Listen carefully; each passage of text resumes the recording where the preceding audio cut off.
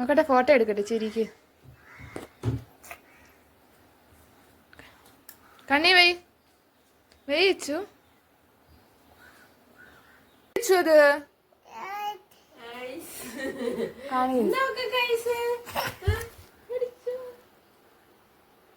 എന്തോ ഇത് അങ്ങനെയാണോ വായിക്കുന്നേ? എന്തോ ഇതെന്തുവാ?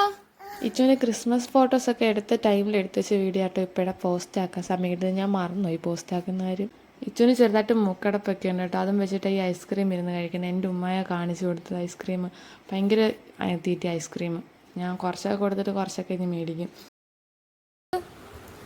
ഇച്ചുവിൻ്റെ കഴിഞ്ഞ വർഷത്തെ ക്രിസ്മസ് ഉടുപ്പാണ്.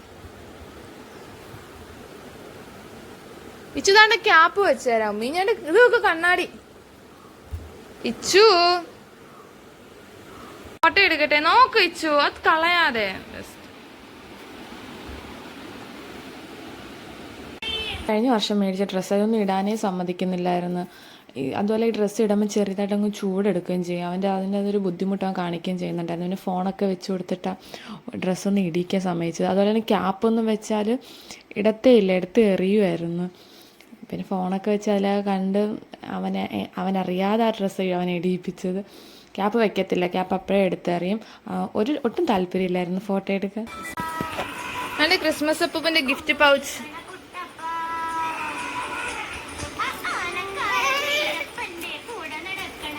ഡ്രസ്സ് ഇട്ടിടം മുതൽ ഒരുമാതിരി കരച്ചിലൊക്കെ ആയിരുന്നു. ഒട്ടും താല്പര്യമില്ലായിരുന്നു അവന് ഫോട്ടോ എടുക്കാൻ. മുഖം ഇരിക്കുന്നുണ്ട് എന്തൊക്കെയോ കോപ്രായങ്ങളിരുന്ന് കാണിച്ച ഒന്ന് ചിരിപ്പിച്ചത്.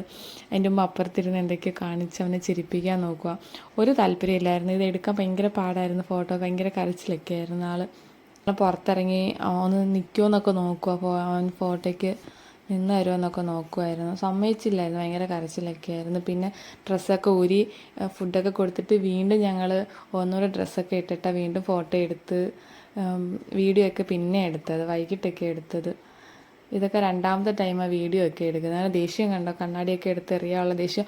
ഒട്ടും സമയമില്ല, ഭയങ്കര ദേഷ്യമൊക്കെ ആയിരുന്നു.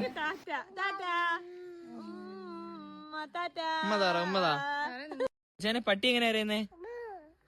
പൂച്ച എങ്ങനെയാ? അപ്പൊ കാക്കയോ?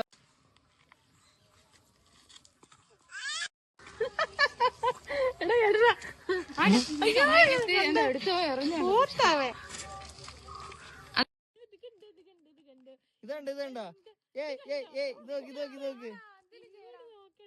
ഇച്ചു ഇങ്ങോട്ടോ, ഇച്ചു ഇച്ചു